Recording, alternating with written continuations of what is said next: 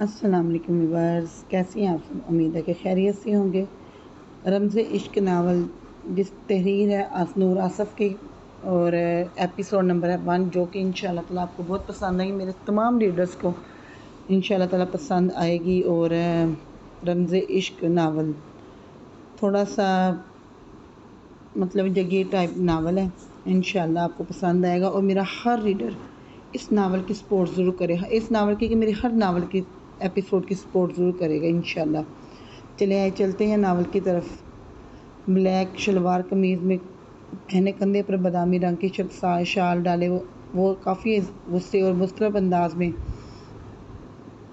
Drive کر رہا تھا۔ گاڑی اونچے نیچے راستے پر تقریباً دوڑ رہی تھی۔ سرسبز پہاڑوں کے درمیان سڑک کافی خستہ حال تھی، جس کی ایک اطراف میں گہری کھائیاں تھیں، مگر زہران خان کو اس کی ذرا برابر پرواہ نہیں تھی۔ زہران خان نے غصے سے گاڑی کی سپیڈ بڑھاتے ہوئے اپنی ہلکی گنی بیڈ پر ہاتھ پھیرا۔ وہ بہت کوشش کر رہا تھا اپنے غصے پر کنٹرول کرنے کی، مگر غصہ اشتعال بڑھتا جا رہا تھا۔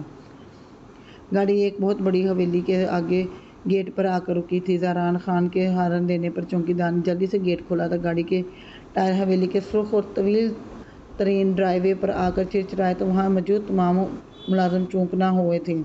زہران خان کے غصے سے سب ہی کی جان جاتی تھی۔ زہران نے گاڑی سے نکلتے غصے سے اپنی شال کو دونوں ہاتھوں سے زور سے جھٹکا دیا تھا اور تیز تیز قدموں سے حویلی کے داخلی دروازے کی طرف بڑھا۔ اندر داخل ہوتے ہی اس کے قدموں کا رخ ڈائننگ ہال کی طرف تھا۔ ڈائننگ ہال میں داخل ہوتے ہی زہران نے آگے بڑھتے ہی پانی کا گلاس ٹیبل سے اٹھا کر زمین پر زور سے دیر مارا۔ شیشے کا گلاس چکنا چور ہوتا دور تک بکھر چکا تھا۔ امینا خانم اور زرینہ خانم شور سن کر ڈائننگ ہال میں داخل ہوئی تھی۔ زہران خان کا سرخ اشتعال زدہ چہرہ دیکھ کر دونوں ہی ایک دوسرے کو ناسمجھی سے دیکھتے ہوئے پریشانی سے آگے بڑھی۔ کیا ہوا زہران بیٹا؟ امینا خانم نے آگے بڑھتے پوچھا۔ یہ بات مجھ سے مت پوچھو مورے، یہ بات اس بےغیرت سے پوچھے جس نے شاہ نواز کی گاڑی پر حملہ کیا۔ زہران خان غصے سے دہاڑا۔ امینا خانم نے دہلتے ہوئے سینے پر ہاتھ رکھے بابرک خان کو دیکھا جو اطمینان سے چیئر پر بیٹھا کھانا کھا رہا تھا۔ اسے اس سب سے جیسے کوئی فرق ہی نہیں پڑ رہا تھا۔ روزینہ خانم یہ سنتے بابرک کی طرف بڑھی۔ یہ کیا سن رہی ہوں میں بابرک؟ روزینہ خانم نے غصے سے بابرک سے پوچھا۔ شکر الحمدللہ، بابرک نے کھانا کھا کر ہاتھ منہ پر پھیرتے اونچی آواز میں کہا تو زہران غصے اور ضبط سے اپنی مٹھیاں بیچ گیا۔ بابرک اپنی شال کندھوں پر لپیٹتے زہران خان کی طرف بڑھا۔ اب پوچھو لالا، کیا پوچھنا ہے تمہیں؟ اس رزق کے لیے سارا دن تم ادھر اسلام آباد میں کانٹریکٹ کھیلتا ہے، اب اپنے گھر سے دور رہتا ہے۔ کس لیے؟ اس رزق کے لیے۔ تمہیں اتنا تو لحاظ کرنا چاہیے تھا کہ ہم کھانا کھا رہا تھا، اللہ کی دی ہوئی نعمتوں کا شکر ادا کر رہا تھا، اور تمہیں کہ آتے ساتھ شروع ہو گیا۔ کبھی تو گھر آتے ہوئے اپنا غصہ باہر چھوڑ کر آیا کرو، اتنا غصہ صحت کے لیے اچھا نہیں ہے، پھر تم کو بھی داجی کی طرح بی پی کی بیماری ہو جائے گا اور تم ان نعمتوں کو ترسے گا۔ بابرک زہران کے قریب آتے ہی اپنی گنی مونچھوں کو تاج دیتے ہوئے ٹھنڈے مگر سلگانے والے لہجے میں بولا۔ اپنی بکواس بند کرو، سیدھی طرح جواب دو، شاہ نواز پر حملہ کیوں کروایا؟ اگر اس کی جان چلی جاتی تو؟ زہران خان نے اب کی بار بابرک کا گریبان دونوں ہاتھوں سے جکڑا تھا۔ تو کیا ہو جاتا؟ زمین سے ایک ناپاک ہستی کا خاتمہ ہو جاتا۔ بابرک نے اپنی گریبان ایک ہی جھٹکے میں چھڑوایا تھا۔ بابرک اپنی زبان کو قابو میں رکھو اور اپنی آواز بھی نیچی رکھو، بولو مت، شاہ نواز فرشتے کا شوہر ہے۔ زہران طیش و اشتعال سے دہاڑا۔ اپنے ایسے شوہر سے اچھا فرشتے بیوہ ہو جائے، بابرک نے فاقیت سے کہتے ہوئے آنکھ ماری۔ بابرک یہ کیا کہہ رہا ہے تو؟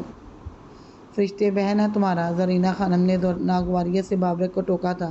وہ ہمارا بہن نہیں ہے، ارحام لالا کا بہن ہے، ہمارا تو تایا کا بیٹی ہے صرف، اور اگر وہ ہمارا سگا بہن بھی ہوتا تو ہم یہی کہتا، ایسے شوہر سے اس کا بیوہ ہونا ہی اچھا ہے۔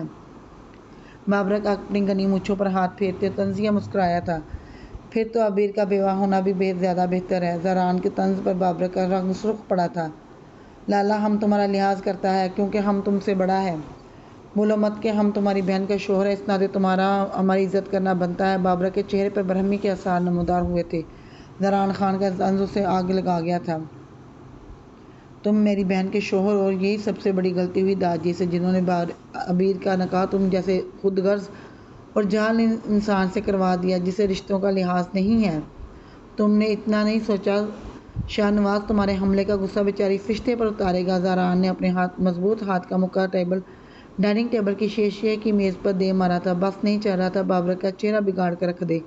تمہیں کیوں اتنی تکلیف ہو رہی ہے لالا؟ اگر تمہیں فرشتے کی اتنی ہی فکر تھا تو کر لیتے فرشتے سے شادی، اس وقت تو تم نے داجی کی بات نہیں مانی تھی۔ بابرہ کی ایک لفظ اور مت بولنا، فرشتے بہن ہے میری۔ زہران بابرہ کی بات کاٹتے ہوئے چلایا، فرشتے ارحام لالا کا بہن ہے، جب اسے کوئی تکلیف نہیں تو تمہیں کیا مسئلہ ہے؟ ارحام لالا میں دم خم ہوتا نا تو فرشتے کے ساتھ یہ سلوک نہ ہوتا، اسے تو پری گل بابی کے آگے پیچھے آگے کچھ دکھائی نہیں دیتا، جورو کا غلام بنا پھرتا ہے ہر ٹائم۔ پری گل بابی کی لگامیں کس کے رکھتا تو فرشتے بھی خوش ہوتی، تو وہ تو پری گل بابی کے نیچے لگا ہوا ہے۔ اللہ اللہ، پری بابی تو فتنہ ہے فتنہ، بیچاری فرشتے کے ساتھ جو کچھ ہوتا ہے اس میں پری گل بابی کا ہاتھ ہوتا ہے۔ بابرک نے استہزائیہ ہنستے ہوئے کانوں کو ہاتھ لگائے کہا، تمیز سے بات کرو بابرک، پری گل ہماری بابی اور ارحام لالا تم سے بڑے ہیں۔ زہران نے بابرک کو خشمگی نگاہوں سے گھورا، دیکھو لالا، شاہ نواز کے ساتھ ہمارا دشمنی اب قبر تک جائے گا۔ وہ زمینیں ہماری ہیں، داجی نے فرشتے کی خاطر وہ زمینیں شاہ نواز کے نام کی تھی، مگر ہوا کیا، فرشتے تو اب بھی شاہ نواز کے ہاتھوں پٹتا ہے۔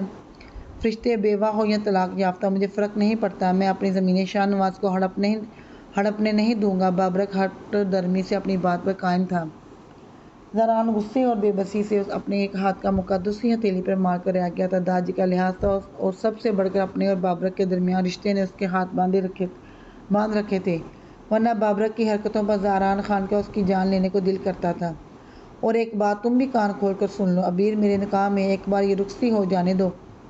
جس طرح تمہاری زبان چلتی ہے میرے سامنے پھر نہیں چلے گی، کیونکہ میں اپنی عورت کو کنٹرول کرنا جانتا ہوں۔ عبیر کے لگامے میں پہلی رات ہی کھینچ دوں گا تاکہ تمہاری آنکھیں میرے سامنے جھکی رہیں اور تمہارا زبان حلق میں ہی دم توڑ دے۔ کیا کہتے ہیں؟ پہلی رات ہی خلاص۔ بابرک اپنی گلے پر چھری کی طرح ہاتھ رکھ کر پھیرتے ہوئے ہنسا تو روزینہ خانم بابرک کی بات پر نظریں چرا گئی تھی۔ اس سے پہلے ہی تمہاری موت میرے ہاتھوں لکھی جائے گی، just wait and watch. Zahran Babrak کی آنکھوں میں دیکھتے ہوئے گرایا، ارے ارے ارے لالا، یہ انگلش ہم کو سمجھ نہیں آتا، کیا انگریزی میں گالی دے رہا ہے؟ پشتو میں گالی دیتا تو ہم بھی آگے سے جواب دیتا۔ قسم سے بہت مزہ آتا۔ بابرک کی ہنسی کی آواز گونجی تو زہران اس پر تعصب و اشتعال بھری نگاہ ڈالتے غصے سے وہاں سے واک آؤٹ کر گیا۔ زہران کے جانے کے بعد بابرک کے چہرے پہ استہزائیہ مسکراہٹ بکھری تھی۔ بابرک اپنی مونچھوں پر ہاتھ پھیرتے اپنا سر تنفر سے جھٹکتے وہاں سے چلا گیا۔ روزینہ خانم اور امینہ خانم گہری سانس بھرتی رہ گئی۔ ابریش، تم کیوں پاکستان نہیں جانا چاہتے؟ یہ ملک ہمارا نہیں اور نہ یہاں کے لوگ ہمارے ہیں۔ ذہلِ خاتون نے ابریش کو آج پھر سمجھانا چاہا تھا۔ وہ پچھلے کچھ دنوں سے ابریش کو کنوینس کرنے کی کوشش کر رہی تھی، مگر وہ پاکستان کے نام پر ہی بھڑک اٹھتی تھی۔ ماما، پاکستان ہمارا ملک کیسے ہو گیا؟ آپ ایکسپلین کرنا پسند کریں گی؟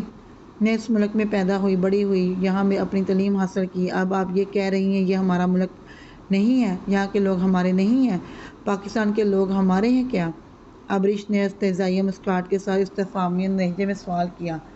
ہم زندہ ہیں یا مر گئے ہیں؟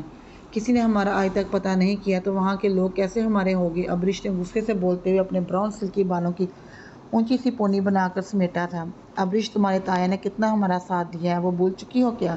انہوں نے ہمارا ہمیشہ خیال رکھا۔ ابھی بھی وہ ہمیں پاکستان بلا رہے ہیں۔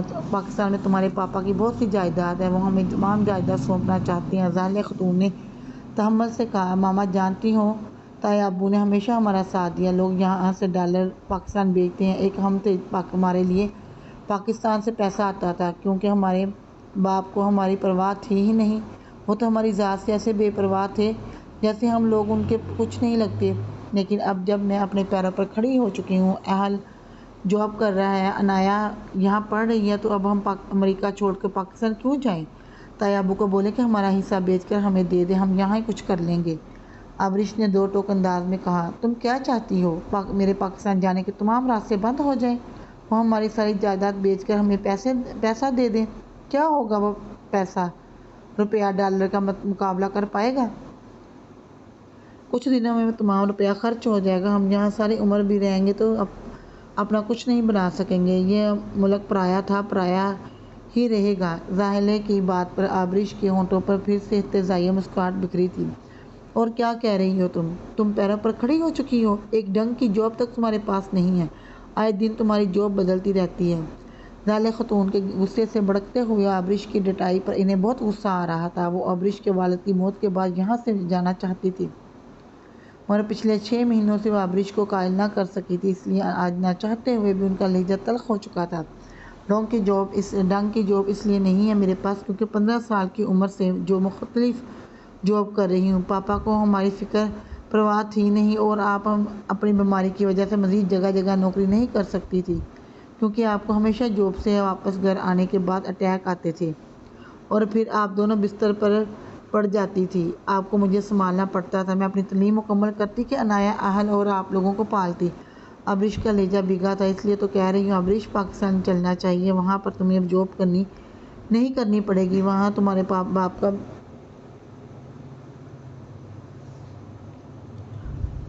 باپ کا بزنس ہے، وہ تم سنبھالنا۔ ذہلِ خاتون نے آبریش کے کندھے پر نرمی سے ہاتھ رکھا تھا۔ ماما جانتی ہوں میں، آپ پاکستان کیوں جانا چاہتی ہیں؟ آپ کو اپنے رشتے دار یاد آ رہے ہیں جنہیں آپ کبھی نہیں بھولی؟ دن رات آپ نے انہیں یاد کیا لیکن انہوں نے کبھی آپ کا پتہ نہیں کیا۔ آبریش کی بات پر ذہلے کے چہرے پر کئی رنگ آئے تھے۔ کیسے پتہ کرتے وہ میرا؟ میں انہیں بغیر بتائے ایک انجان آدمی کے ساتھ نکاح کر کے یہاں چلی آئی۔ ذہلے کے چہرے پر کرب و اذیت کی ایک داستان تھی۔ تو کیا ہوا ماما؟ آپ نے نکاح کیا تو کوئی گناہ نہیں کیا تھا؟ وہ آپ کے سو کالڈ بھائی اور آپ کے بابا جان کتنے بڑے آدمی ہیں، وہ آپ کو ڈھونڈ سکتے تھے، آپ کو معاف کر سکتے تھے، لیکن نہیں، وہ ایسا کیوں کریں گے؟ آپ کو معاف کرنے کی صورت میں آپ کو آپ کے حصے کی جائیداد دینی پڑتی، اس لیے انہوں نے یہ سوچا ہوگا کہ ایسے ہی ذہلے سے جان چھڑوانا بہتر ہے۔ آبریش نے تلخ لہجے میں کہا۔ ذہلے نے غور سے اپنی بے پناہ حسین بیٹی کو دیکھا جو ابھی صرف 21 سال کی تھی، جسے قدرت نے حسن کی دولت سے مالا مال کیا تھا، مگر 21 سال کی عمر میں اس نے کافی تلخ اور کٹن زندگی گزاری تھی۔ اس عمر میں اس کے چہرے پر کسی کی محبت کے رنگ ہونے چاہیے تھے، مستقبل کے خوبصورت خواب ہونے چاہیے تھے، مگر اب وہاں پر صرف اپنے سے جڑے رشتوں کی فکر تھی اور وہ اسے اسی ذمہ داری اور فکر سے آزاد کرنا چاہتی تھی تاکہ پاکستان میں جا کر وہ اپنے بزنس کو سنبھال سکے اور ان پریشانیوں سے آزاد ہو جائے، مگر وہ یہ ملک چھوڑ کے جانے کو تیار نہ تھی۔ میں جانتی ہوں خان فیملیز کے بارے میں، کافی ریسرچ کی ہے میں نے ان لوگوں کے متعلق۔ یہ خان کیسے ہوتے ہیں، وہ اپنی عورتوں کو کیسے رکھتے ہیں، جائیداد باہر نہ چلی جائے، اپنی بیٹی کی شادی برادری سے باہر نہیں کرتے، عورتوں کو تعلیم حاصل کرنے نہیں دیتے، عورتوں کو پردہ کرواتے ہیں، اپنی ملکیت سمجھتے ہیں، ایک سے زائد شادیاں کرتے ہیں۔ I hate Khan. آبریش نے اپنا حسین چہرہ بگاڑا تھا۔ آبریش، تمیز کے دائرے میں رہ کر بات کرو۔ تم نے کہاں سے یہ فضول اور بے بنیاد تحقیق کی ہے؟ تم جانتی ہی کیا ہو خان زادہ فیملیز کے بارے میں، وہاں کے لوگوں کے بارے میں؟ میرے بھائی اور بابا جان ایسے نہیں ہیں۔ تم نے جو ریسرچ کی ہے وہ بالکل غلط اور غیر حقیقی ہے۔ اگر وہ اپنی عورتوں کو پردہ کرواتے ہیں تو وہ پردہ خدا نے ہی عورت پر فرض قرار دیا ہے۔ خدا نے عورت کو تہذیب والا لباس پہننے کو کہا ہے، جس میں عورت کا جسم نمایاں نہ ہو، وہ خدا کا دیا ہوا حکم ہی عورتوں پر لاگو کرتے ہیں۔ عورت کا خود کو چھپا کر رکھنا ہی اصل حسن ہے، اسی میں عورت کی عزت ہے۔ برادری سے باہر بھی شادیاں ہوتی ہیں، لیکن اگر برادری میں اچھے لڑکے ہیں تو برادری میں شادی کرنے میں کیا مضائفہ ہے؟ عورتوں کو اپنی ملکیت سمجھتے ہیں، اس لیے اپنی عورت پر کسی کی گندی نظر برداشت نہیں کر سکتے، اسے تحفظ دیتے ہیں، گھر کا سکھ دیتے ہیں۔ تمہارے باپ کی طرح نہیں جو اپنی بیوی اور بیٹی سے بے پردگی میں نوکریاں کروائے، اسے اپنی احساس ذمہ داری کا پتہ نہ ہو، کیونکہ تمہارا باپ ہمارا خرچہ نہیں اٹھا سکتا تھا، اسی لیے اس نے ہم سے برائے نام ہی تعلق رکھا تھا۔ جب اسے ایک گھر کی ضرورت ہوتی، بیوی کی ضرورت ہوتی، جو اپنے حقوق لینے کے لیے آ جاتا۔ باہر گرل فرینڈ رکھنے سے اچھا ہے کہ انسان ایک سے زائد شادیاں کر لے۔ 4 شادیاں کرنا بھی جائز ہے، یہ قانون بھی خدا کا ہی لاگو کردہ ہے، اور ہر کوئی اس سے زائد شادیاں نہیں کرتا۔ بابا نے بھی 2 شادیاں کی تھیں کیونکہ ان کی پہلی بیوی سے ان کی کوئی اولاد نہیں ہوئی تھی، اس لیے انہوں نے اولاد کی خاطر دوسری شادی کی تھی۔ تمہارے باپ کی طرح نہیں جس نے یہاں پر اپنی گرل فرینڈ بنا رکھی ہوئی تھی۔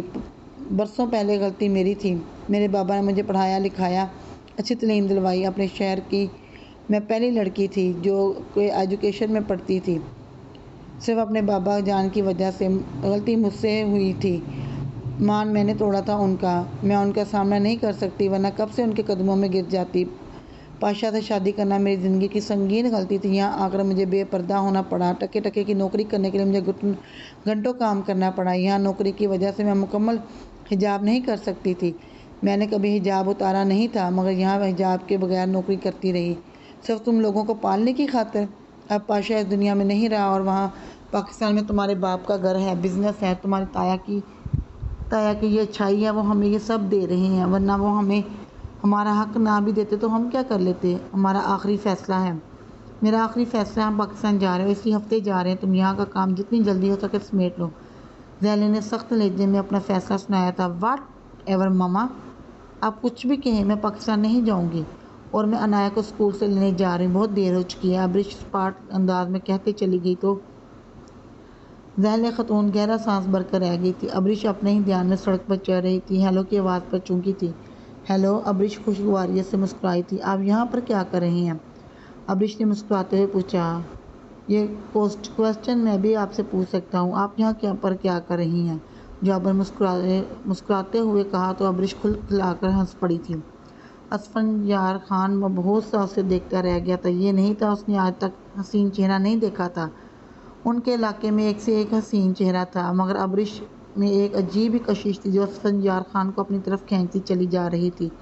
وہ جتنی خوبصورت تھی اس سے کہیں زیادہ اس میں کشش پائی جاتی تھی۔ ابرش کی شہد رنگ آنکھیں بہت خوبصورت تھیں، اس نے آج تک اتنی خوبصورت گہری آنکھیں نہیں دیکھی تھی، سفید رنگت جس میں سنہرا رنگ سا گلا تھا، شہد رنگ مقناطیسی آنکھیں، ستواں ناک، خوبصورت کٹاؤ دار ہونٹ جن کا نیچرل کلر ہی گلابی تھا، خوبصورت گلابی گال جو آج سردی کی وجہ سے سرخ ہو رہے تھے، براؤن سلکی کمر تک آتے بال، متناسب سراپا، وہ بلا شبہ بہت حسین لڑکی تھی۔ اس وقت ابرش بلیک جینز پر براؤن لانگ کوٹ پہنے ہوئے تھی، براؤن کلر کی گرم کیپ لی ہوئی تھی، اپنے سلکی براؤن بال کھلے چھوڑ رکھے تھے جو اس کی کمر پر بکھرے ہوئے تھے، کچھ لٹے کیپ کی اطراف میں اس کے گالوں کو چھو رہی تھی۔ کیا ہوا؟ ابرش نے مسکراتے ہوئے اسفندیار خان کے آگے چٹکی بجائی تو اسفندیار ہوش کی دنیا میں واپس آیا تھا۔ کچھ نہیں، میں پوچھ رہا تھا آپ یہاں پر کیا کر رہی ہیں؟ اسفندیار نے اپنا سوال دہرایا۔ میرا پاس ہی میں گھر ہے، گھر میں دل نہیں لگ رہا تھا، سوچا تھوڑی سی واک کر لوں۔ ابرش نے سردی سے کانپتے ہوئے اپنے دونوں ہاتھ کوٹ کی جیکٹ میں ڈالے تھے۔ اسفندیار اس کی حالت دیکھ کر مسکرا گیا تھا۔ آپ کو سردی نہیں لگتی؟ اس دن بھی میں نے آپ کو ہلکی سی جیکٹ میں دیکھا تھا، آج بھی آپ نے صرف ایک جیکٹ پہنی ہوئی ہے جو اتنی گرم بھی نہیں ہے، آپ نے مفرل بھی نہیں لیا، گلوز بھی نہیں پہنے ہوئے اور کیپ بھی نہیں پہنی۔ ابرش نے اسے دیکھتے ہوئے جھرجھری لے کر آ گئی۔ یہ سردی تو کچھ نہیں ہے، ہمارے علاقے میں اس سے کہیں زیادہ سردی پڑتی ہے، ہمیں عادت ہے ایسے رہنے کی۔ اسفندیار خان کے چہرے پر مسکراہٹ بکھری تھی۔ کہاں سے ہیں آپ؟ ابرش اسٹریٹ کے کارنر پر ایک بینچ پر بیٹھ چکی تھی۔ اسفندیار خان بھی مسکراتے ہوئے ابرش کے پاس بینچ پر بیٹھ گیا۔ خیبر پختونخوا یعنی سوات سے، اسفندیار خان کے بتانے پر ابرش کی مسکراہٹ سمٹی تھی۔ آپ خان فیملی سے ہیں؟ ابرش نے حیرت و استعجاب سے پوچھا۔ چہرے پر یکدم سنجیدگی چھائی تھی۔ ہاں، میں خان فیملی سے ہوں۔ اسفندیار خان کے بتانے پر ابرش کے چہرے پر ناگواری کا تاثر ابھرا تھا جسے وہ چھپا گئی تھی۔ کیا ہوا ابرش، آپ کی مسکراہٹ کیوں سمٹ گئی؟ اسفندیار خان نے اس کے سنجیدہ چہرے کو بغور دیکھتے ہوئے پوچھا، جہاں پر نہ صرف سنجیدگی چھائی تھی بلکہ ہلکی ہلکی ناگواریت کا تاثر بھی تھا جسے وہ لب نیچے چھپانے کی کوشش کر رہی تھی۔ ایکچولی میری ماما بھی وہیں سے ہیں، ان فیکٹ ان کی بہت بڑی حویلی ہے وہاں، وہ بہت سی باتیں بتاتی رہتی ہیں وہاں کے لوگوں کے بارے میں۔ ابرش نے مسکراتے ہوئے خود کی کیفیت پر قابو پایا تھا۔ اسفندیار کے لیے اب اس کے چہرے پر ناگواری، پسندیدگی کے تاثرات تھے جو اس سے چھپائے نہیں چھپ رہے تھے۔ اسے اب اسفند زہر لگ رہا تھا۔ اسے ابھی بھی پتہ چلا تھا وہ خان فیملی سے تعلق رکھتا ہے۔ ریئلی؟ یہ تو بہت اچھی بات ہے، آپ ہمارے علاقے سے ہیں، کیا نام ہے آپ کے پاپا کا؟ اسفندیار نے پوچھا۔ میرے پاپا نہیں، میری ماما کی فیملی ادھر ہے، میرے نانا وغیرہ کی فیملی۔ اور اب تو وہ لوگ زندہ بھی نہیں ہیں، میرے نانا جان اس دنیا میں نہیں رہے اور نہ ہی ان کی کوئی دوسری اولاد ہے۔ ابرش نے لب کاٹتے ہوئے جھوٹ بولا تھا۔ میں اس دن کے لیے آپ کو تھینک یو بولنا چاہتی تھی، آپ نے میرا پرس اس چور سے واپس لا کر دیا، تھینکس۔ یہاں امریکہ میں بھی کرائم کتنا بڑھ گیا ہے نا؟ ابرش نے بات بدلی تھی۔ اسفندیار نے کچھ دن پہلے اس کی کافی مدد کی تھی، اگر اس کا بیگ وہ چور سے واپس نہ لاتا اس کے پیسوں کے ساتھ اس کے امپورٹنٹ ڈاکومنٹس بھی چوری ہو جاتے۔ ایک یہی وجہ تھی جو وہ اس وقت اسفند کی موجودگی کو برداشت کر رہی تھی، ورنہ اس کے خان فیملی سے تعلق ہونے پر اس کے دل میں اسفند خان کے لیے ناپسندیدگی پیدا ہوئی تھی۔ اس میں شکریہ کی کوئی بات نہیں، اچھا ہوا اس دن آپ کے ساتھ وہ حادثہ ہوا اور اس انجان شہر میں آپ میری دوست بن گئی، اسفندیار نے مسکراتے ہوئے کہا۔ اچھا یہ بتائیں آپ یہاں پر کیا کرتے ہیں؟ ابرش کے سوال پر اسفندیار گہرا مسکرایا تھا۔ اسے ابریش کا سوال کرنا اچھا لگ رہا تھا۔ ایکچولی میں ادھر پڑھنے کے لیے آیا تھا، میری پڑھائی مکمل ہو چکی ہے، مگر میں یہاں پر بزنس کرنا چاہتا ہوں۔ پاکستان میں ہمارا بہت بڑا بزنس ہے، میں چاہ رہا تھا یہاں پر بھی اپنا بزنس ایکسپینڈ کروں۔ میرا یہ آئیڈیاز ان کو بھی بہت پسند آیا ہے، زاران کو بھی بہت پسند آیا ہے، اسفندیار نے مسکراتے ہوئے بتایا۔ ابریش نے اسفندیار کو غور سے دیکھا تو اسے اندازہ ہوا تھا وہ کافی ہنس مکھ سا انسان ہے۔ زاران کون؟ ابریش نے یوں ہی پوچھا تھا۔ وہ اس سے کیا بات کرے، اسے سمجھ نہیں آ رہا تھا، وہ مردتاً اس سے باتیں کر رہی تھی۔ ابریش کے پوچھنے پر اسفندیار کے چہرے پر دلکش مسکراہٹ بکھری تھی۔ زاران خان زادہ، میرا جگری یار، میرا سب کچھ، میرا دوست، میرے تایا کا بیٹا، ون اینڈ اونلی زاران خان زادہ، جس کی سحر انگیز شخصیت کو کوئی بیٹ نہیں کر سکتا۔ اسفند کے لہجے میں زاران کے لیے کافی محبت تھی۔ آپ کی پرسنالٹی بھی کافی اچھی ہے، ابریش نے سادگی سے تعریف کی تو اسفندیار خان کے لبوں کو مبہم سی مسکراہٹ نے چھوا تھا۔ اس نے بہت غور سے ابریش کے حسین چہرے کو دیکھا جو کسی بھی بناوٹ سے پاک تھا۔ وہ اب اپنے سامنے سڑک پر نظریں جمائے ہوئے تھی۔ اس کی سادگی سے کہی ہوئی بات پر اسفند کے دل نے ہلکی سی بیٹ مس کی تھی۔ وہ بھی ادھر ادھر ساتھ ہی پڑھتا تھا۔ مجھ سے 2 سال پہلے ہی اس نے اپنی تعلیم مکمل کی ہے، اب پاکستان میں اپنا بزنس سنبھال رہا ہے۔ اسفند اپنی بات جاری رکھتے ہوئے اسے آہستگی سے زاران کے متعلق بتا رہا تھا۔ دفتراً اس کا فون رنگ ہوا تھا۔ اسی کا فون ہے، اسفند نے مسکراتے ہوئے ابریش سے کہا تو ابریش ایکسکیوز می کہتی ہوئی بینچ سے اٹھ کر اس سے کافی فاصلے پر کھڑی ہو گئی تھی۔ اسفند نے ایک نظر ابریش کو دیکھا جو اس سے دور کھڑی تھی، ایک نظر موبائل کو دیکھا جو مسلسل رنگنگ ہو رہا تھا۔ اسفندیار نے گہرا سانس بھرتے ہوئے فون اٹینڈ کیا، جانتا تھا زاران خان اس کی جان نہیں چھوڑے گا۔ کیسا ہے؟ اسفند نے کال اٹینڈ کرتے زاران کو ویڈیو کال پر دیکھتے ہوئے کہا۔ یہ بتا میرا فون اٹھانے میں اتنی دیر کیوں کی؟ زاران نے اسفند کی بات اگنور کرتے اسپاٹ لہجے میں پوچھا تو اسفندیار خان زاران کے تفتیشی انداز پر چڑ سا گیا تھا۔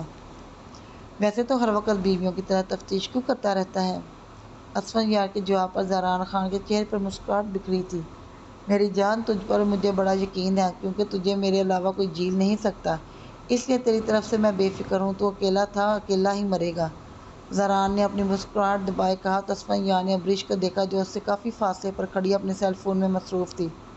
بکواس بند کر، اپنی کام کی بات کر، میرے اکیلا ہونے کا چھوڑ، تو اپنی بتا، یہاں تو تجھے کوئی پسند نہیں آئی، وہاں کوئی پسند آئی یا میری طرح تیرا بھی اکیلے ہی مرنے کا ارادہ ہے؟ ویسے اچھی بات ہے تو اکیلا ہی مرے، کیونکہ تجھے تو میں بھی جھیل نہیں سکتا تھا، کوئی اور جھیل لے یہ ناممکن ہے۔ اسفندیار نے جوابی کارروائی کی تو زاران کا قہقہ بلند و بالا قہقہ گونجا تھا۔ زاران کا قہقہ لگانے پر اسفند کے چہرے پر بھی مسکراہٹ بکھری تھی۔ آج موڈ بڑا خوشگوار ہے، لگتا ہے واقعی میں کوئی پسند آ گئی ہے جناب کو۔ اسفندیار کے لبوں پر مسکراہٹ بکھری تھی۔ زاران کی پسند عام نہیں ہوتی، بہت خاص ہوتی ہے، اس لیے وہ چہرہ بنا ہی نہیں جو مجھے امپریس کر سکے یا پھر اس دل کو کوئی اٹریکٹ کر سکے۔ نہ ہی میں محبت اور دل لگی پر یقین رکھتا ہوں، اس لیے مجھے کوئی پسند آ جائے یہ ناممکنات میں سے ہے۔ میں خود بھی یہی چاہتا ہوں، مجھے کبھی کوئی پسند نہ آئے، اس دل کو کبھی کسی سے محبت نہ ہو۔ تو چاہتا ہے جو چیز زاران کو پسند آ جائے تو وہ اس کی ملکیت بن جاتی ہے، اور زاران اپنی چیزوں کے بارے میں بہت پوزیسو ہے، جس پر وہ کسی کا سایہ بھی برداشت نہیں کر سکتا، اور یہی بات میرے لیے نہیں اس کے لیے مسئلہ ہوگا۔ میری جنونیت سہنا آسان نہیں، زاران خان کا ہونا آسان نہیں ہے۔ زاران خان نہ کسی کا ہو سکتا ہے نہ کسی کو اپنا بنا سکتا ہے، اس لیے میں مورے کی پسند سے شادی کروں گا اور وہ صرف زاران خان کی بیوی ہوگی۔ زاران خان کی عورت، اس سے آگے اس کا کوئی مقام نہیں ہوگا۔ زاران خان کی بلند آواز اور اس کے جملے ابریش کے کانوں کو بخوبی سنائی دے رہے تھے۔ ابریش کے چہرے پر ناگواری کا تاثرات ابھرا تھا، حسین چہرے کے نقوش بگڑے تھے، بلکہ اس کے چہرے کے تاثرات نے یکدم برہمی کا تاثر لیا تھا۔ ابریش کا دل کیا تھا فون کے اس پار جو بھی شخصیت ہے اس کا چہرہ بگاڑ کر رکھ دے، اگر وہ اس کے سامنے ہوتا تو یقیناً وہ اس کا چہرہ اپنے لمبے ناخنوں سے بگاڑنے میں پل نہ لگاتی۔ وہ وہاں مزید ٹھہری نہیں تھی، پیر پٹکتی غصے سے آگے بڑھی۔ ابریش کو جاتا دیکھ کر اسفندیار خان نے جلدی سے فون کاٹا تھا اور ابریش کی طرف بڑھا، مگر وہ اسفند کی پکار پر بھی رکی نہیں، تقریباً بھاگتی وہاں سے چلی گئی تھی۔ اسفندیار خان حیرانگی سے یوں بھاگتے ہوئے دیکھ رہا تھا۔ سمیع اللہ خان کے 3 بیٹے ہیں، جن کے نام نوریز خان، اربد خان اور درید خان ہیں۔ نوریز خان سب سے بڑے بیٹے تھے۔ وہ اور ان کی اہلیہ کار حادثے میں اللہ کو پیارے ہو گئے تھے۔ ارحام خان اور فرشتے ان کی اولاد ہیں۔ اربد خان جو نوریز سے چھوٹے ہیں۔ اربد اور امینہ خان سے زاران خان اور شہرام خان اور ایک بیٹی ہے جس کا نام عبیر ہے۔ سب سے چھوٹے اور درید خان ہیں۔ درید خان اور روزینہ خانم سے اسفندیار خان اور بابرک خان اور گل بہار ہیں۔ بچپن میں ہی بابرک اور عبیر کا نکاح ہو چکا ہے اور شہرام اور گل بہارے کا نکاح ہو چکا ہے۔ سمیع اللہ نے ایک بہت بڑے حادثے کے بعد اپنے پوتے پوتیوں کا نکاح کرنے کا سوچا تھا۔ انہوں نے شہرام اور گل بہارے کا نکاح کر دیا تھا اور بابرک اور عبیر کا نکاح کر دیا تھا۔ ان کا بہت بڑا بزنس ہے جو زاران خان اور ارحام خان اور اسفندیار خان سنبھال رہے ہیں۔ ارحام خان آندھی طوفان بنا حویلی داخل ہوا تھا۔ خوب روح سنجیدہ، چہرے پر شدید برہمی کے تاثرات تھے۔ شاہ نواز پر حملے کی خبر اسے مل چکی تھی اور یہ بھی کہ فرشتے کو شاہ نواز نے گھر سے نکال دیا ہے۔ کیمل کلر کی شلوار قمیض میں اس کا سرخ و سفید چہرہ طیش و اشتعال سے مزید سرخ ہو رہا تھا۔ کندھے پر بلیک شال ڈالے ہوئے وہ اس وقت مردانہ وجاہت کا اعلیٰ شاہکار لگ رہا تھا۔ وہ اپنی آئی برو کو مسلسل اپنے انگوٹھے سے مسلتے ہوئے اپنے اندر اٹھتے ایک غیظ و اشتعال پر قابو پانے کی ناکام سعی کر رہا تھا۔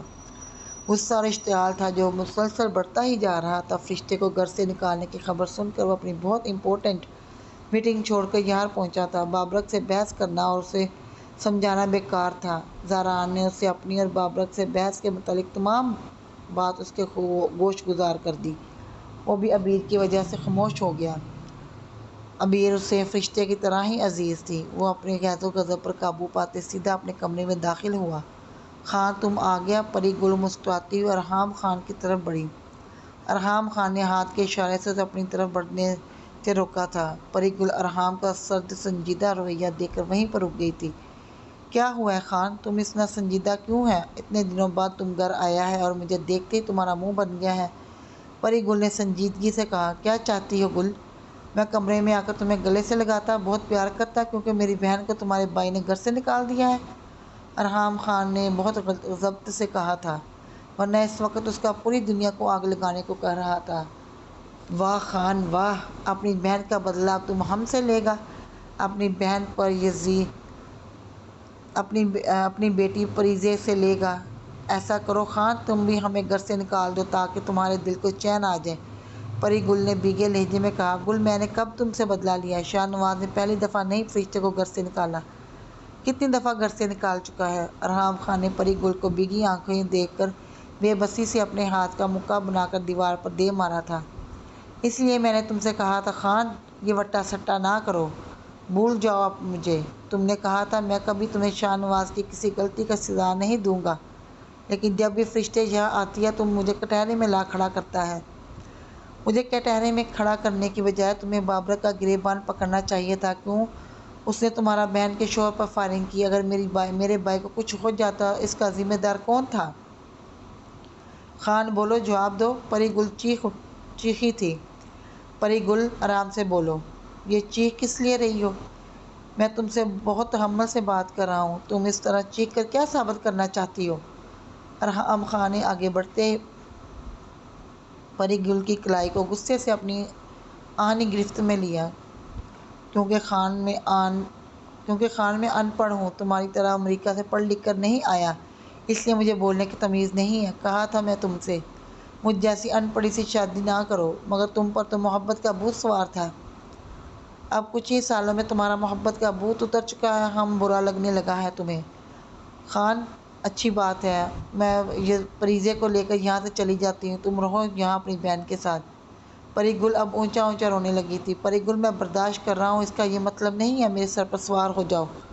اپنی آواز نیچے رکھو، اگر اب تمہاری آواز کمرے سے باہر نکلی تو زبان کاٹ دوں گا میں۔ تمہارے بھائی کی عقل میں 2 منٹ میں ٹھکانے لگا سکتا ہوں۔ میں برداشت کر رہا ہوں تو اسے وہ میری کمزوری سمجھتا ہے۔ جس دن میں بگڑا تو تمہارے بھائی کو زمین کے نیچے پہنچانے میں بل نہیں لگاؤں گا۔ مجھے بار بار مت یاد دلاؤ کہ میں نے کیا کہا تھا۔ میں نے تم سے محبت کی تھی جس پر میں آج بھی قائم ہوں۔ میں اپنی بیٹی اور تم سے بہت محبت کرتا ہوں۔ شاہ نواز کے کسی عمل سے بھی میں اپنی بہن بیوی کو گھر سے نہیں نکال سکتا، کیونکہ داجی کی یہ تربیت نہیں ہے کہ کسی کی غلطی کی سزا کسی بے گناہ کو دوں۔ وہ اپنے بھائی کو فون کرو، اب اپنے بھائی کو فون کرو، فرشتے کو آ کر یہاں سے لے جائے، ورنہ میری دھمکی اسے صاف الفاظ میں سمجھا دو۔ ارحام خان کے ایک ایک لفظ غصے سے چباتا ہوا کمرے سے نکل گیا۔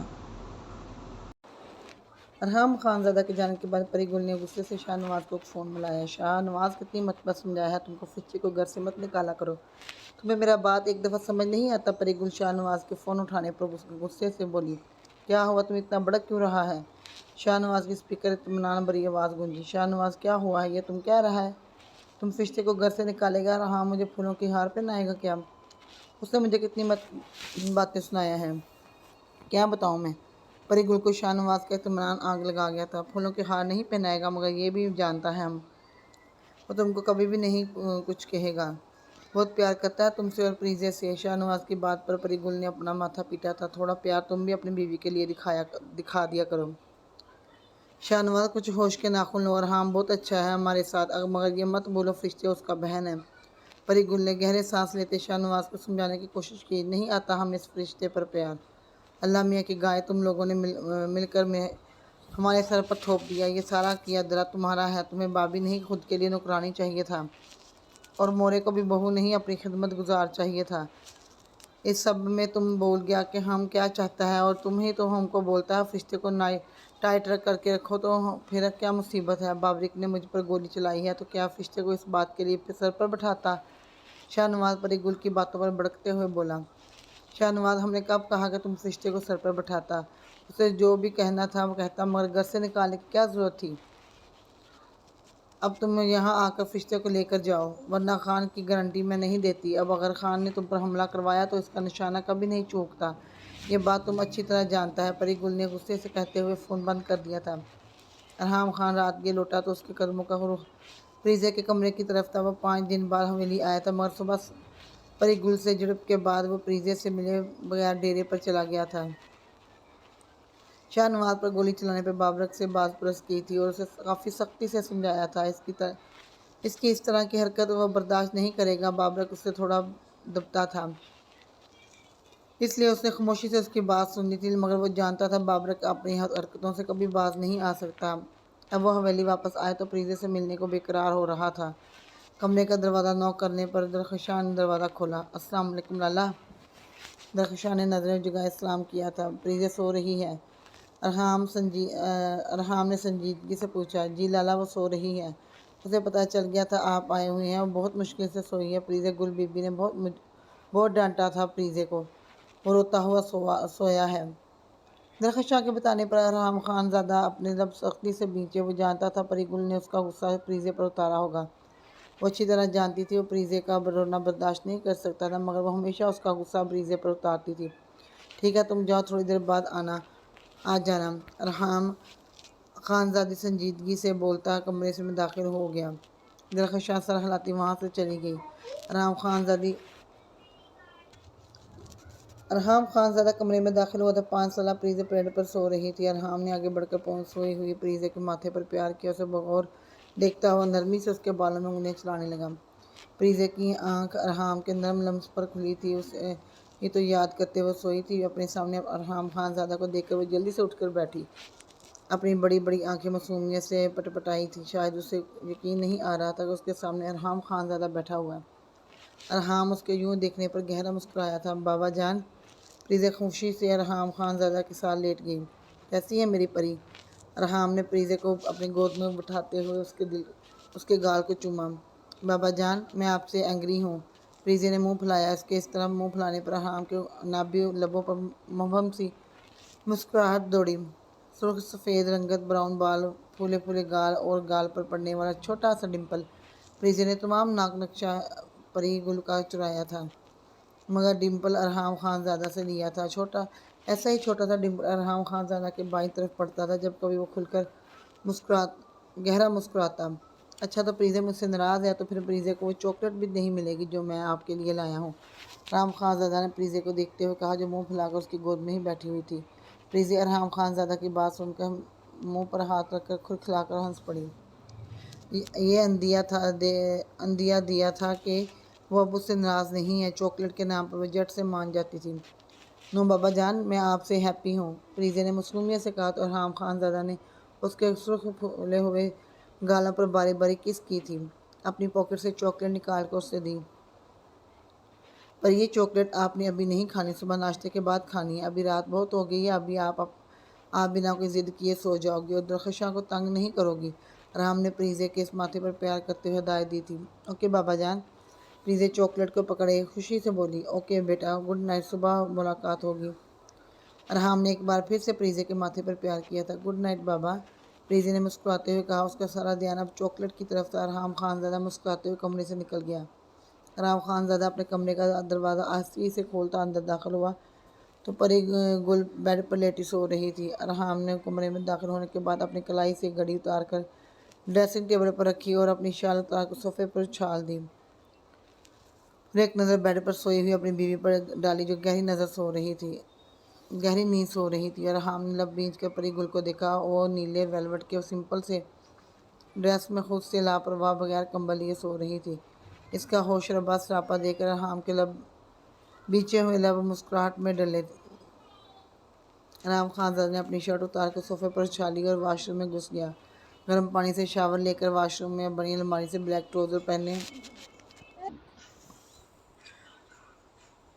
شرٹ لیس باہر آیا تھا۔ اس کے برہنہ سینے کے بیس تک نمایاں ہو رہے تھے۔ اس کی پرسنالٹی میں سب سے زیادہ اس کی مضبوطی، چوڑی کثرتی ورزشی باڈی اٹریکٹ کرتی تھی۔ وہ شہر میں باقاعدگی سے جم کرتا تھا، بلکہ وہ جب یہاں آتا تھا تو روزانہ صبح پہاڑوں کے اونچے نیچے راستوں پر 1 گھنٹہ واک تو ضرور کرتا تھا اور سخت پتھروں پر ورزش بھی کافی ہیوی کرتا تھا۔ اس لیے اس کا ایبس پر مشتمل مضبوط چوڑا سینہ شرٹ لیس میں کافی نمایاں ہو رہا تھا۔ گنی بیئرڈ اس کے وجیح چہرے پر کافی سوٹ کرتی تھی۔ اس کے خوبرو چہرے کے طلسماتی نقوش سامنے والے کو اس کے سحر انگیز پرسنالٹی پر فوراً سے جکڑ لیتی تھی۔ چہرہ کافی باروب اور سنجیدہ دکھتا تھا، جو مقابل کو پل میں اسے مرعوب کر دیتا تھا۔ سمیع اللہ خان کے تمام پوتے ایک سے بڑھ کر ایک تھے، مگر ارحام خان زادہ کی بات ہی الگ تھی۔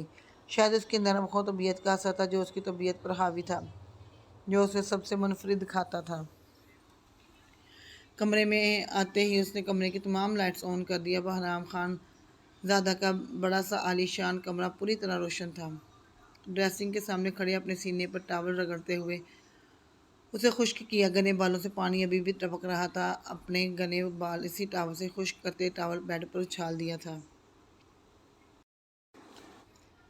وہ بہت نفاست پسند تھا، کمرے میں گندگی اسے بالکل بھی پسند نہیں تھی، مگر اب وہ یہ سب کچھ صرف پری گل کو ستانے کے لیے کر رہا تھا جو گہری نیند سو رہی تھی۔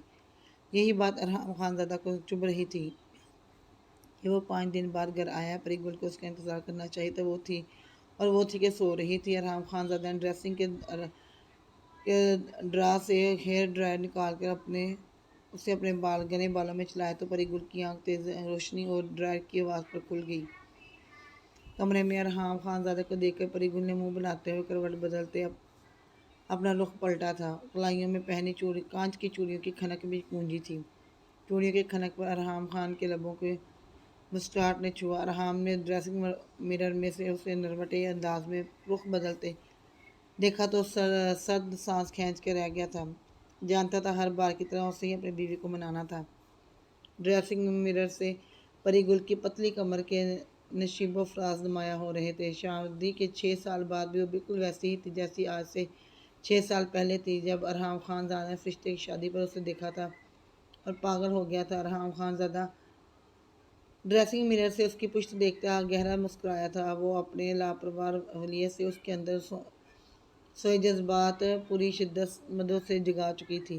ارحام ڈرائر بند کرتا پری گل کی طرف بڑھا۔ اس کے پاس بیڈ پر لیٹتے اس نے اپنے اور پری گل پر کمبل اچھی طرح لیتے پری گل کو سیدھا کرتے اس پر جھکا۔ چھوڑو خان، رات کو تم کو ہم پر پیار آ جاتا ہے، صبح تم بھول جاتا ہے کہ ہم تمہارا بیوی ہے۔ پری گل نے اپنے اوپر جھکے ارحام خان زادہ کو دیکھتے ہوئے خود سے دودھ دھکیلا۔ ارحام نے مسکراتے ہوئے اس پر جھک کر اپنا पुरतपिश लम्स बिखेरने लगा। अरहाम खान काफ़ी देर तक उसके लबों को अपने लबों में कैद किए उसकी सांसों को इनहेल करता रहा। परी गुल की बेजान होती उस हालत को महसूस करते उसने उसके लबों को आज़ाद किया। परी गुल ने गहरी सांस लेते भीगी आंखों से अरहाम खानज़ादा को देखा। कल मैं कब बोला कभी कि तुम मेरी बीवी हो। तुम अच्छी तरह जानती हो तुम और प्रीजे। परी गुल की बेजान होती हालत को महसूस करते उसने उसके लबों को आज़ाद किया। परी गुल ने गहरी सांस लेते भीगी आंखों से अरहाम खानज़ादा को देखा। कल गुल मैं कब बोला कभी कि तुम मेरी बीवी हो। तुम कभी अच्छी तरह जानती हो तुम और प्रीजे मेरी कमज़ोरी हो। बहुत मोहब्बत करता हूँ तुमसे, लेकिन फिश्ते मेरी बहन है, उसके साथ कोई भी ज्यादती मैं बर्दाश्त नहीं कर सकता। अरहाम ने परी गुल के माथे पर अपने लब रखे थे। परी गुल अरहाम को अपने दोनों हाथों से खुद से दूर धकेलती उठकर बैठी थी। क्या फ़ायदा ऐसी कमज़ोरी का, ऐसी मोहब्बत का, जब तुमने फरिश्ते के साथ हर ज्यादती का बदला मुझसे लेना होता है। शाहनवाज उस फरिश्ते का बहुत ख्याल रखता है। बाबरक ने शाहनवाज पर हमला करवाया तो उसे गुस्सा आ गया, इसलिए उसने गुस्से में फरिश्ते को घर से निकाल दिया था। फरिश्ते कभी मुंह उठाकर यहाँ चली आई। अब सुबह तुमने हमें कितनी बातें सुनाया तो हम क्या करता, मुंह उठाकर घर छोड़ देता। खान तुम्हें फरिश्ते को भी समझाना चाहिए था, या फिर तुम खान लोगों का जोर से अपनी बीवी पर चलता है। परी गुल ने गुस्से से कहा तो अरहाम खानज़ादा अपने लब भींच गया था। फरिश्ते ऐसी नहीं है, तुम अच्छी तरह जानती हो कितनी साबर शाकर है, और तुम शाहनवाज को भी अच्छी तरह जानती हो। उसने सिर्फ फरिश्ते को आराम से घर से निकल जाने को नहीं कहा होगा। आराम खान ने परी गुल की बातों पर काफ़ी तहम्मुल से कहा, वरना परी गुल की बातें उसे काफ़ी इश्तियाल दिला चुकी थी। वो जानते बूझते उसके सामने अपने भाइयों के करतूतों पर पर्दा डालती थी। हाँ हाँ खान, हम में ही बुरा है, तुम्हारा बहन अच्छा है, अब क्या चाहता है हाँ तुम हमसे। शाहनवाज दाजी के सामने हाथ जोड़कर फरिश्ते को ले तो गया है। अगर तुम चाहता है मैं और प्रीजे भी यहाँ से चला जाए तो चला जाएगा। परी गुल तकिए पर औंधे मुंह लेटी कुतार रोने लगी थी। परी गुल से बहस करने का नतीजा हमेशा यही निकलता था, उसकी बातों पर ऐसे ही रोना शुरू कर देती थी। जानती थी कि अरहाम खानज़ादा इसकी आंखों में आंसू बर्दाश्त नहीं कर सकता। अरहाम खानज़ादा की शदीद मोहब्बत पर काफ़ी अकड़ती थी। पूरी हवेली पर उसका काफ़ी रोब और दबदबा था, यहाँ तक कि अपने सामने अमीना खानम और ज़रीना खानम को भी कुछ नहीं समझती थी। अरहाम उसे रोता देखकर गुस्से से बेड से उठता कमरे से भागकर टेरेस की तरफ बढ़ गया। टेरेस पर आकर उसने सिगरेट सुलाकर लबों से लगाया। परी गुल के रोने की आवाज़ टेरेस तक आ रही थी। पहाड़ी इलाके की सर्द बर्फीली हवा उसके चट्टानी सीने से टकराई थी, मगर वह बेनियाज बना सिगरेट पीता रहा। परी गुल पर गुस्सा उतार नहीं सकता था, इसलिए अपना गुस्सा ऐसे उतार रहा था। अरहाम खान गुस्से से काफ़ी देर तक सिगरेट पीता रहा। परी गुल ने रोने में कमी ना आई तो झंझलाते हुए सिगरेट ज़मीन पर फेंकता परी गुल की तरफ मुड़ा। परी अब रोना बंद करो, कब तक रोती रहोगी। अरहाम खानज़ादा ने उसके पास बैठते हुए नरमी से कहा। परी गुल की हिचकियों में इजाफा हुआ तो अरहाम खानज़ादा से सीधा करते हुए उस पर झुका तो वह नरमी से उसके लबों पर, उसके गालों पर अपने लब रखे। परी गुल ने उसके हाथ गुस्से से झटके तो अरहाम उसे नरमी से अपने साल में कैद किए उस पर मोहब्बत की जादुई लम्स बिखेरने लगा। थोड़ी देर बाद परी गुल अपनी मज़ाहमत रख करते अरहाम खानज़ादा की पनाहों में खुद को सुपुर्दगी मुकम्मल तौर पर दे चुकी थी। अबीर ने अपने लंबे घने बालों में ब्रश करते हुए इन्हें कैचर में समेटा था। वाइट दुपट्टा खुद पर अच्छी तरह ओढ़ते हुए उसने अपनी बड़ी सी ब्लैक कढ़ाई वाली शाल से खुद को अच्छी तरह कवर किया था। अपना कॉलेज बैग कंधे पर लटकाए वो अपने कमरे से बाहर आई थी कि किसी ने उसे कलाई से पकड़ते हुए खुद की तरफ खींचा। वो कटी हुई डाल की तरह बाबरिक के कुशादा सीने से आ टकराई थी। शाल उसके कंधों से फिसलती ज़मीन बोस हुई। वो आंखें फाड़े बाबरक को देख रही थी, जो एक हाथ से अपनी घनी मूँछों को बल देते हुए उसे काफ़ी बेबाक निगाहों से देख रहा था। अबीर ने अपने कॉलेज के दुपट्टे को अच्छी तरह अपने सीने पर कवर किया था। बाबरक के लबों पर कमीनी सी मुस्कुराहट बिखरी थी। उससे पहले आबिर कुछ क्या समझती, बाबरक उसे कलाई से खींचता हुआ अपने कमरे की जाना बढ़ा। इस वक्त हवेली के जनाना खाना में कोई बड़ा नहीं था। सर्दी शिद्दत अख्तियार करती जा रही थी। सब ही नमाज पढ़कर अभी अभी गर्म कमरों में आराम कर रहे थे। कुछ मुलाजमाएँ थी जो ये सब देखकर अपनी नज़रें चुरा गई थी। बाबरक छोड़ो, मुझे कहाँ लेकर जा रहे हो तुम। अबीर पूरी ताकत से चलाई। बाबरक उसके चीखने की परवाह किए बगैर उसे लिए अपने कमरे में दाखिल हो चुका था। कमरे का दरवाज़ा बंद करते उसने अबीर को बेड पर पटका। अबीर बेड पर औंधे मुंह गिरी थी, बालों से कैचर निकल चुका था। सफ़ेद दुपट्टा भी कमरे में ही गिर चुका था। वो अब अपनी तमाम रानाइयों समेत बाबरक के सामने थी। बेयकीनी से वो अपनी हेज़ल ग्रे बड़ी बड़ी आंखें फैलाए बाबरक को देख रही थी, जो अपनी घनी मूंछों को बल देता उसे गहरी निगाहों से देख रहा था। बाबरक को अपनी तरफ बढ़ता देखकर अबीर जल्दी से बेड से उठती दरवाजे की जाना बढ़ी। उससे पहले वो दरवाज़ा खोलती बाबरक ने उसकी कोशिश नाकाम बनाते हुए उसे कलाई से पकड़ते दीवार के साथ लगाया। कहाँ भाग रही हो मेरी बुलबुल? वो बगैर दुपट्टे के खुले बालों में उसके सामने थी। इसका होशरुबार सरापा देखकर बाबरक की आंखों की चमक बढ़ी थी। अबीर ने गुस्से से बाबरक को देखा। हैदर की ग्रे आंखों में शोले से लपक रहे थे। वो गहरे सांस लेते बाबरक का पुकारदार निगाहों से घूर रही थी। सांसों के मध्यम जीरबम से उसके नशीबो फराज में आशा बरपा था और आंखों में सुर्खी सी उतरी थी। उफ उफ, मैं मर गई, मर ही ना जाऊं तुम्हारे हुस्न पर। वल्लाह क्या हुस्न रखती हो तुम। वो हुस्न जब मेरे ये हुस्न जब मेरा है, ये जवानी जब मेरी है, तो इतनी दूर क्यों रहती हो मुझसे? इतने नखरे क्यों दिखाती हो? बाबरक उसके गर्दन पर झुकते मदहोशी के आलम में बोला। अबीर ने पूरी कुव्वत से बाबरक को खुद से दूर धकेला। वो ये तुम्हारी भूल है बाबरक, मैं तुम्हारी हूँ ना। मैं कल तुम्हारी थी ना कभी आइंदा तुम्हारी होंगी। अबीर ने शोला उगलती निगाहों आंखों से वो बाबरक की आंखों में अपनी आंखें गाड़ते हुए बोली थी। उसका बस नहीं चल रहा था बाबरक की जान ले ले, मगर निकाह ने उसके हाथ बांध रखे थे। बेबसी ही बेबसी थी जो वो इस वक्त वो इस इंसान के साथ उसके कमरे में थी। क्यों, बाहर कोई देख रहा है?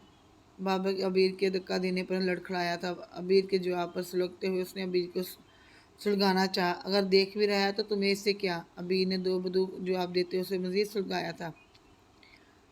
वो खुद सुलगती तो तब जब वो उसे कुछ समझती। उसके नज़दीक बाबरक की कोई हैसियत नहीं रखता था। वो इस पर तंजिया मुस्कुराहट उछालते दरवाजे की जाना बढ़ी, मगर बाबरक ने आगे बढ़ती फुर्ती से उसे अपने काबू में किया। बाबरक छोड़ो मुझे। वो बाबरक की बाहों में मचली थी। बाबरक ने पूरी कुव्वत से उसे दीवार के साथ पटका। औरत हो तो औरत बनकर हो, मर्द हो तुम्हारा। अपने मर्द के सामने तुम्हें यूँ ज़ुबान चलाना ज़ेब नहीं देता कि तुम्हारी ज़बान 2 मिनट में तुम्हारा हलक में हाथ डाल कर खींच सकता हूँ। बाबरक ने गुस्से से गिराते हुए अपने और उसके दरमियान अपने रिश्ते को वाज़ेह किया।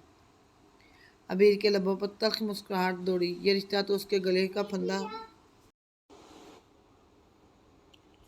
ये रिश्ता तो उसके गले का फंदा था जो बचपन से उसे सूली पर लटकाए हुए था। अबीर के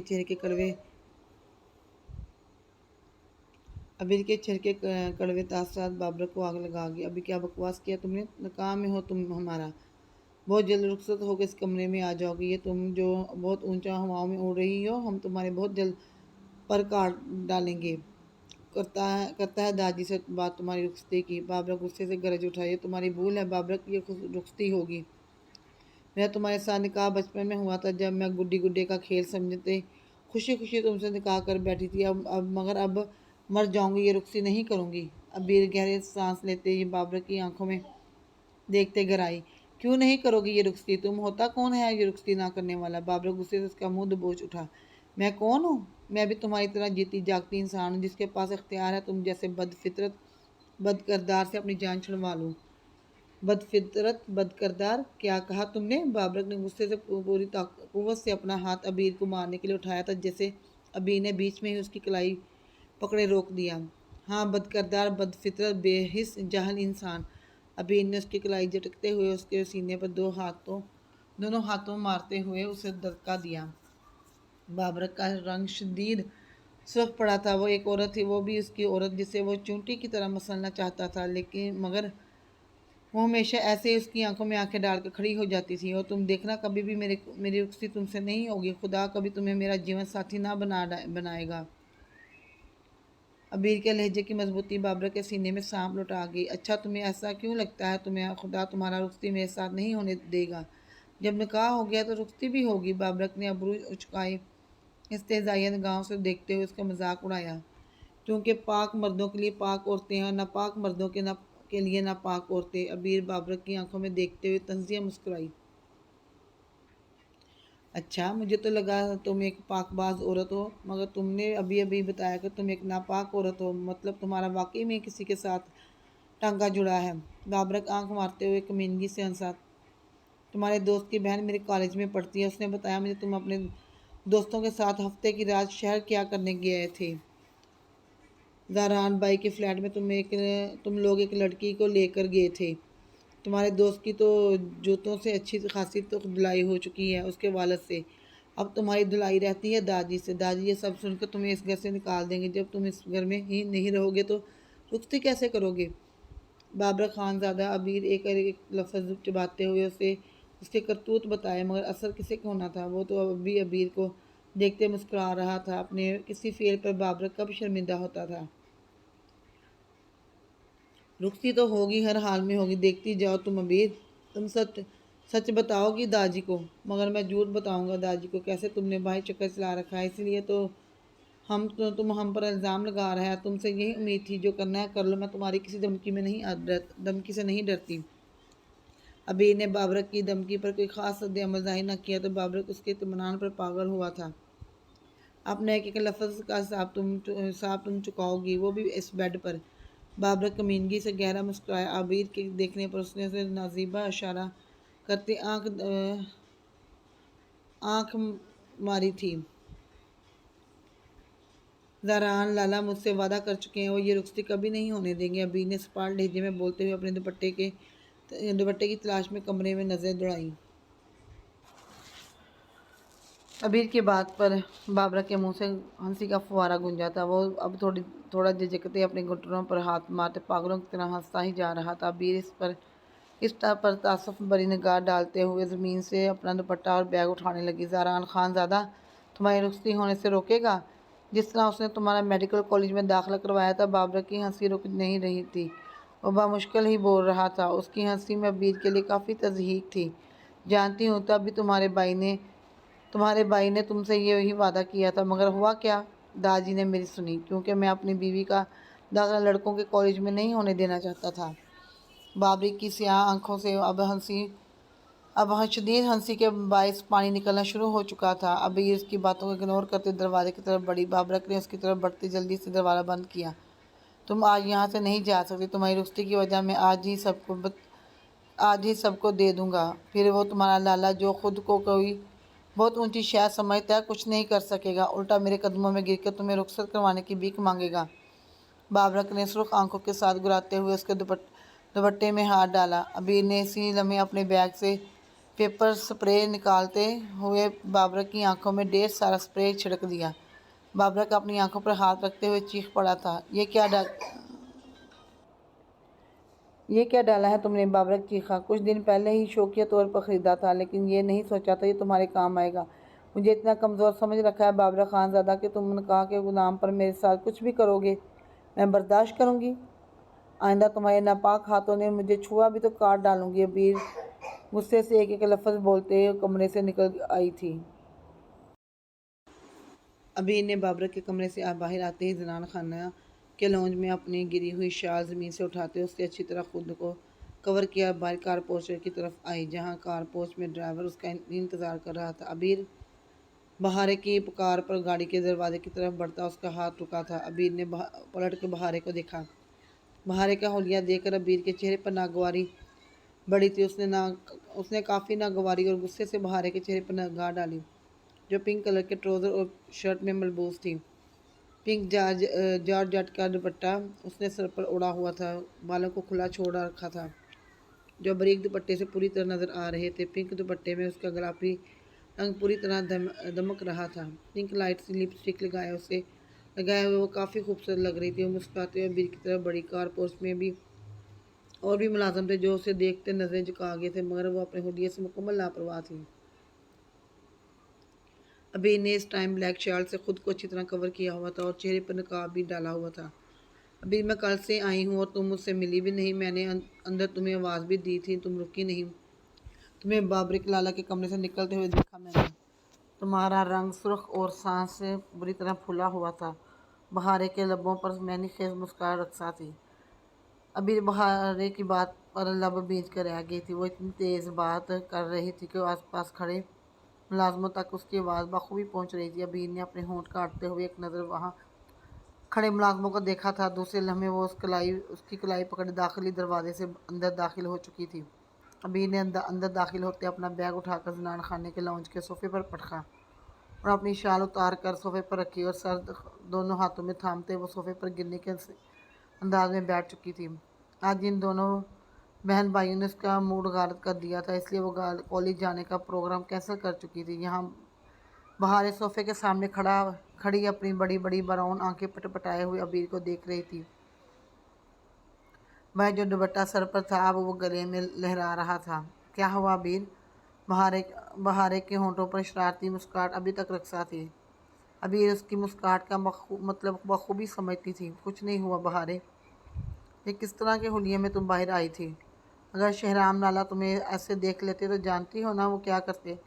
ابیر نے اس کی لاپرواہی پر ٹوکا تھا۔ شہرام کے نام پر بہارے کے حسین چہرے پر ناگواری کا تاثر ابھرا۔ جانتی ہوں وہ کیا کرتا؟ تمہاری طرح میری کلائی پکڑتے اندر لے آتا اور کیا کرتا؟ بہارے لاپرواہی سے بولتے صوفے پر بیٹھ چکی تھی۔ ابیر گہری سانس بھر کر رہ گئی تھی۔ بہارے کا کوئی علاج نہ تھا، اسے خراب کرنے میں شہرام کا ہی تو ہاتھ تھا۔ ابیر نے اس کے حسین چہرے پر نظریں جماتے ہوئے سوچا، تم نے بتایا نہیں کہ تم بابرک بھائی کے کمرے میں کیا کر رہی تھی؟ بہارے نے دوبارہ سے ایکسائٹیڈ ہوتے پوچھا۔ ابیر کے بابرک کے کمرے میں موجود ہونے کی وجہ جاننے کے لیے وہ بے تاب ہو رہی تھی۔ میں تمہاری لالا کے کمرے میں اس پر یہ پیپر سپرے کرنے گئی تھی۔ بیچارہ اپنی آنکھوں پر ہاتھ رکھتے ہوئے بہت چیخ رہا تھا۔ جا کر دیکھو آنکھ وانکھ ضائع نہ ہو گیا ہو اس کا۔ ابیر نے بہارے کی آنکھوں میں دیکھتے ہوئے وہ گہرا مسکراتے ہوئے پیپر سپرے بیگ سے نکالتے اسے دکھایا۔ بہارے ابیر کی بات سنتے غصے سے صوفے سے اٹھی۔ یہ کیا کیا ہے تم نے ابیر؟ بہارے چیخی۔ وہی کیا جو وہ ڈیزرو کرتا ہے، آئندہ وہ مجھ پر اپنا حق جماتے ہوئے 100 بار سوچے گا۔ ابیر نے مسکراتے ہوئے صاف گوئی سے کہا۔ بابرک کی حالت کا سوچ کر اب اسے کافی مزہ آ رہا تھا۔ حق تو تمہارا لالا بھی مجھ پر جماتا ہے، مگر پوری ڈٹائی سے جماتا ہے۔ اگر میں بھی اس کے ساتھ ایسا سلوک کروں تو؟ بہارے نے غصے سے تلملاتے ہوئے کہا۔ بہارے کی بات پر ابیر صوفے سے اٹھتے ہوئے اس کے مقابلے جا کھڑی ہوئی۔ تمہارے لالا اور شہرام لالا میں زمین آسمان کا فرق ہے۔ اگر وہ تم پر حق جتانے میں ہر حد سے گزر بھی جائے تو تمہاری ہمت نہیں پڑے گی اس کے ساتھ وہ سلوک کرنے کی جو میں نے بابرک کے ساتھ کیا۔ کیونکہ شہرام لالا تم پر حق جتاتا ہے تو اس رشتے کے فرائض بھی پورے کیے ہیں اس نے، وہ بھی تم پر بنا کوئی حق جتائے۔ اس کی آنکھوں میں تمہارے لیے جتنا پیار ہے اس سے کہیں زیادہ عزت ہے۔ آج جو تم اپنی میڈیکل کی تعلیم مکمل کر کے وہاں ہاؤس جاب کر رہی ہو اور خود پر اتراتی پھرتی ہو، تم ایک ڈاکٹر ہو اور وہ صرف شہرام لالا کی بدولت ممکن ہوا ہے۔ یہ جو تم گلے میں دوپٹہ ڈال کر پورے گھر میں گھومتی ہو وہ بھی شہرام لالا کی ہی بدولت ہے۔ وہ تم پر کسی کو ایک نگاہ اٹھانے نہیں دیتے۔ ابیر نے بہارے کی آنکھوں میں دیکھتے ہوئے اسے جتلایا۔ میں نے میڈیکل کی تعلیم اسفند لالا کی وجہ سے مکمل کی ہے۔ وہی داجی کے سامنے ڈٹ کر کھڑے ہوئے تھے۔ شہرام تو مجھ سے نفرت کا دعوے دار ہے، جانتی ہو تم یہ سب؟ بہارے گل کی تلملاہٹ میں مزید اضافہ ہوا تھا۔ شہرام کی تعریف ہضم نہیں ہوئی تھی۔ وہ جو کچھ تھی اپنی محنت کی بدولت، مگر وہ ہر کوئی شہرام کو ہی کریڈٹ دیتا تھا۔ اسفند لالا کی وجہ سے تم نے میڈیکل کی تعلیم حاصل کی۔ ابیر نے ابرو اچکائی۔ استفہامیہ نگاہوں سے بہارے کو دیکھا۔ لبوں پر طنزیہ مسکراہٹ دوڑ گئی۔ ابیر کے لبوں پر طنزیہ مسکراہٹ سے بہارے کو آگ لگی تھی۔ بہارے، تمہارے میڈیکل کالج میں جانے کے بعد میں نے بھی یہی سوچا تھا، میں بھی ڈاکٹر بنوں گی۔ میری بچپن کی خواہش تھی ڈاکٹر بننا، اپنے علاقے میں ہسپتال کھولنا۔ مگر کیا ہوا میرے سارے سپنوں کو؟ تمہارے لالا نے آگ لگا دی۔ ابیر بات کرتے کرتے رکی تھی۔ زخموں پر نمک سا چھڑکتا محسوس ہوا۔ تم جانتی ہو میرے تم سے زیادہ اچھے نمبر آتے تھے۔ زہران لالا کی سپورٹ کی وجہ سے بھی میں بھی میڈیکل میں داخلہ نہ لے سکی۔ کیوں؟ کبھی سوچا تم نے؟ زہران لالا کی تو زیادہ اس گھر میں چلتی ہے۔ داجی ارحام لالا کے بعد زہران لالا سے کتنا پیار کرتے ہیں، کتنا سپورٹنس دیتے ہیں، اس حویلی میں کتنی داغ ہے ان کی، تو تم تو اچھی طرح جانتی ہو یہ بات۔ بس فرق یہ اتنا تھا، تمہارے ساتھ شہرام لالا تھا اور میرے ساتھ بابرک نہیں تھا، بلکہ اس نے ہر طرح کی رکاوٹ کھڑی کی میرے ڈاکٹر بننے میں۔ دیکھو آج میں گرلز کالج میں پڑھ رہی ہوں کیونکہ تمہارے لالا کو میرا لڑکوں کے کالج میں پڑھنا پسند نہ تھا۔ بابرک نے داجی کو زہلے پھپھو کی مثالیں دی کہ کیسے وہ گریجویشن میں پڑھنے گئی تھی اور اپنی مرضی سے نکاح کر لیا، مگر شہرام لالا نے تمہارے میڈیکل کالج میں داخلے پر اپنی ضد پر اڑ چکے تھے۔ ہر طرح کی ذمہ داری انہوں نے اپنے سر پر لی تھی۔ تم تو ان دنوں بھوک ہڑتال کرتے کمرہ نشین ہو چکی تھی۔ ہم سب نے دیکھا کیسے شہرام لالا نے داجی سے لڑ کر تمہارا داخلہ کروایا۔ अबीर ने बहारे की आंखों में आंख देखते हुए सच उसके मुंह पर मारा तो बहारे गुस्से से अपना मुंह फेर गई थी। बहारे के मुंह फेरने पर अबी के लबों पर इस्तेज़ाई मुस्कुराहट दौड़ गई थी। ये शेराम लाला तुमसे नफरत के दावेदार इसलिए हैं। कितनी हिम्मतवा तुम उनसे नफरत का इजहार कर चुकी है। वो तुम्हारी नफरत के इजहार पर तुमसे मुश्क करने से तो रहे। अबी ने स्पार्ट लहजे में उसके दूसरे सवालों का भी जवाब दिया था। तुम अपने लाला की साइड नहीं लोगी तो कौन लेगा? अपने जाहल और अनपढ़ भाई की। बहारे के हकारत ज़दा अल्फाज सुनते अबीर जो अपने कमरे की तरफ बढ़ रही थी रुकी थी। जानती हूँ अनपढ़ और जाहल में क्या फ़र्क होता है? अबीर के सवाल पर बहारे ने उसे सवालिया निगाहों से देखा। क्या फ़र्क होता है? बहारे ने काटदार लहजे में पूछा। वैसे तो बहुत सी मिसालें दे सकती हूँ और अभी के लिए 2 मिसालें ही बेहतर है। अबीर फिर से बहारे की तरफ बढ़ी थी। शहराम भाई अनपढ़ है मगर जाहल नहीं, इसलिए तुम आज डॉक्टर हो। और तुम्हारा भाई अनपढ़ है जाहल भी है, इसलिए मैंने उसके मुंह पर पेपर स्प्रे किया। एक और जाहल भी होता है जिसे पढ़ा लिखा जाहल कहते हैं। अबीर के लबों पर मुस्कुराहट गहरी हुई थी। बहारे ने नासमझी से देखा। पढ़ा लिखा जाहल यानी कि तुम? अबीर तंजिया मुस्कुराई। अबीर बहारे चलाओ मत मेरे सामने। अबीर ने सोफे से अपना बैग उठाकर उसमें से पेपर स्प्रे निकाल बहारे की हाथों में थमाया। ये लो, ये शेराम लाला की आंखों पे स्प्रे करके तुम अपने लाला का बदला पूरा कर लेना। मगर जानती हूँ मैं तुम ये नहीं कर सकोगी। और क्यों नहीं कर सकोगी ये सोचना ज़रूर तुम्हें खुद ही शेराम भाई और बाबरक में फ़र्क पता चल जाएगा। अबीर कहते गुस्से से अपने कमरे की तरफ बढ़ गई थी। अब बहारे ने गुस्से से वो पेपर स्प्रे उठाकर ज़मीन पर पटक दिया था। शेराम खान ज़्यादा रात की हवेली में दाखिल हुआ तो उसके कदमों का रुख जनान खाना की तरफ था। कल से वह खुद को रोके हुए था मगर आज वह दिल के हाथों मजबूर हो चुका था। एक माह से उसे नहीं देखा था। कल ही तो वो आई थी हॉस्पिटल से। फिर कुछ मसरूफियत की वजह से वो अपने